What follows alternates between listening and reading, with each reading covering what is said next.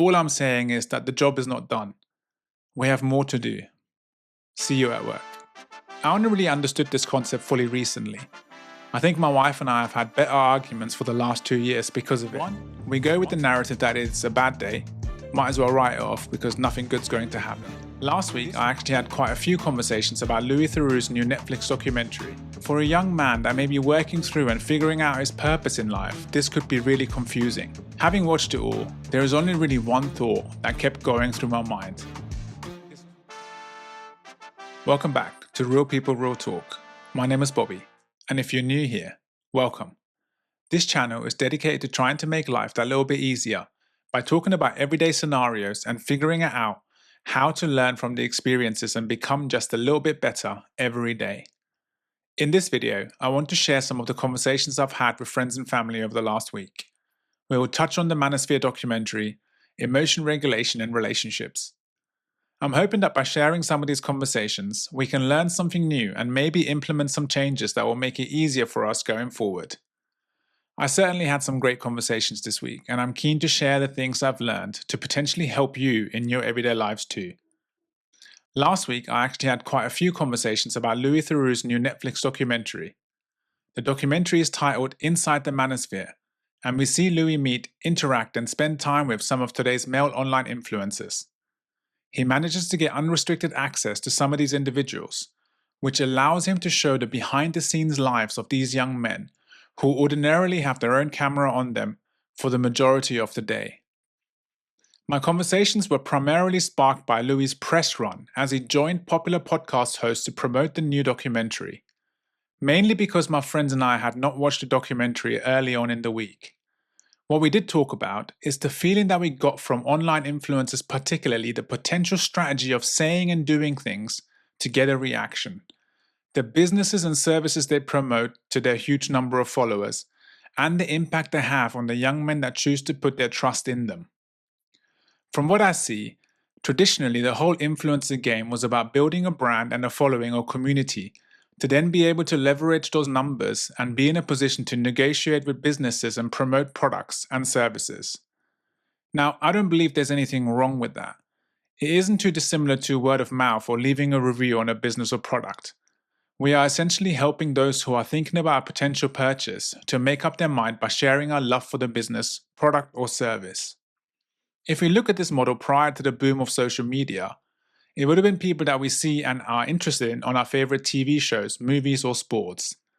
Take David Beckham, for instance. He builds up a following for being the footballer he is, plays for your favorite team, takes good free kicks, is an England national team player, and from what you hear and see, an all-around nice guy. If he pops up in an advert for a men's fragrance, you may think, well, if David says it's good, I should give it a try. Things have changed a little now. For one, there is so much more access to the people that you follow, thanks to social media, YouTube videos, and streaming. We may end up spending hours and hours in parasocial relationship with these influencers, and it goes way past the time you watch them on TV and an interview here and there. The other thing that's changed is advertising. The online advertising scene is hugely saturated. Any company now could reach out to an influencer and propose a good enough deal for that product or service to be promoted. Lastly, the biggest change is how quickly a following could be generated now. You don't actually need to be great at football and put the reps in to become hugely popular in order to have a following. You don't need to become a great actor and feature in a successful movie franchise to have a following. No. Turns out, we are now in a position to gather a following by spending more time in front of a camera online and say and do things that will get a reaction or create a feeling in the hundreds of thousands or even millions of people that choose to watch and connect with you. Why am I talking about this? Well, because of these changes, I believe we are seeing an increase in people wanting to do content. Again, no issue with that. On average, there are 20 million videos uploaded to YouTube daily, and YouTube Shorts is now averaging 200 billion daily views. That's a lot of content. But there's also lots of people watching the things they want to watch. Here comes the sad part. Influencers not seeing the responsibility that comes with the following. Having a number of people tune into your content and hang on to pretty much every single word you say puts you in a position where some thought should probably be given to that. And I'm not saying that it should be media ready. Of course not. The whole point of being out there is to be authentic and share your thoughts because the community wants to know. However, saying things for a reaction or to be intentionally controversial has an impact on those listening. The drama farming will get more views for sure. It will probably also get an increase in subscribers or followers a little quicker. But will it make us feel like we have added value to the young minds that are with us as we do it? Let's go back to this documentary. I did end up watching it last week together with my wife. A lot of things were said, thoughts and opinions on gender equality, sexual orientation, and lifestyle choices. It did feel like some of that was contradictory and erratic in some places. I thought about the viewers on the streams that these individuals put out and how they get mixed messages, but also quite radical thoughts on what life is today. For a young man that may be working through and figuring out his purpose in life, this could be really confusing. I also think that some of the things the men featured in the documentary were saying could actually be seen as beneficial. Like take action, stay in shape, and create value for yourself. These are strong foundations for anyone to have. I hear, don't procrastinate, get healthy, look after yourself, and find your purpose. Unfortunately, those parts aren't the ones that go viral. It actually goes viral at the points where women may be disrespected, where the choice of your partner is frowned upon, or where there is going to be some real aggressive masculine energy being used to signal strength. It felt to me as though for any of these individuals being vulnerable in any kind of way would have been a real sign of weakness. It also felt to me as though the only way these gentlemen would show emotion is through anger, the only emotion that they may associate with masculinity. Having watched it all, there is only really one thought that kept going through my mind. This was for both the men being featured in the documentary and also the young men that may be following and or watching. And that thought was, where are the fathers? The Office for National Statistics reports that in 2023, there were 3.2 million lone parent families in the UK. 84 to 90% of lone parent households were headed up by mothers. In some cities in the UK, over 50% of children live in fatherless families. Studies also indicate that 76% of young men in prison in the UK had absent fathers. In the US, the number is approximately 18.3 to 19.5 million children. Now that's over 1 in 4 children growing up without a father figure. There was a scene in the documentary where 2 fans walk up to Louis and Justin, one of the men featured as part of the Manosphere. The 2 guys came up to him and said that he was their biggest role model. And I'm not saying that he shouldn't be, but it does make me feel that there isn't a strong role model in those men's real lives. The education of how to be a man should start at home. And of course, in this progressive world, there will be situations where households do not follow traditions. But a father figure does not need to be the biological father. There is some phenomenal stepdads out there, some phenomenal boyfriends who take up the privilege of raising children. Someone in that young man's life that takes up the role model job and does it well. I don't know what the situation is for the men featured in the documentary, whether they grew up in stable homes with a positive male role model, but from what I see, the viewership is certainly putting their trust in these men rather than looking at their own lives to find their role model. I understand that it's easy to access, and with the constant streaming, you can also spend a huge amount of time parasocially, but something must be off if they're looking that far out. As a father, it makes me think about my approach with my children. There is a huge possibility that I believe I'm providing a stable home, but still not delivering on the needs that my children have. Maybe because I'm working, because I'm busy, or because when I should be listening, I'm also doing something else. Children need their fathers. They need them to be present. They need them to understand and acknowledge them. Fathers need to show affection. They need to engage in rough play, for sure. They also need to show how a man regulates emotion, and most importantly, how a man can show emotion and that is okay.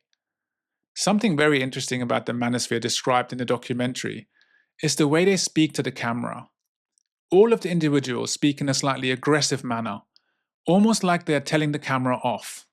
For young men who aren't used to the father figure, this could be what they need and may also be one of the reasons why they are so drawn to it.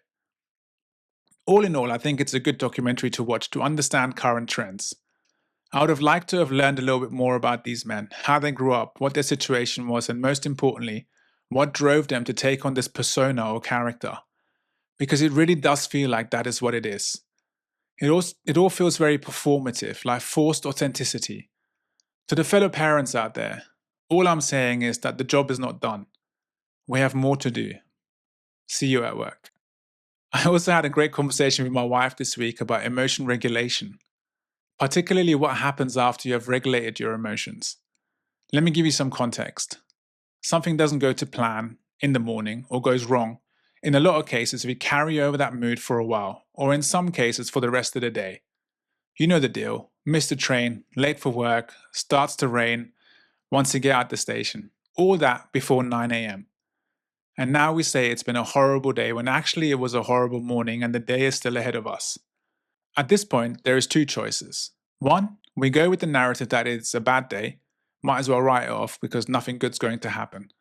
This would be allowing the mood to carry on pretty much until we go to bed and look to reset for the next day. Or two, we recognize that the morning hasn't been amazing. We work through that in our minds, do what needs to be done to regulate how we feel, and then take the actions that are necessary to change our mood. In that example, it would probably mean that we amend our commitments for the day to make it work, get ourselves dry and comfortable, and decide that all the things that needed to be done are still going to get done. I've always preferred number two, because I feel it is senseless to waste a day being in a bad mood when we only have around 4,000 weeks on this planet. When my wife and I spoke about this, I had a bit of a revelation.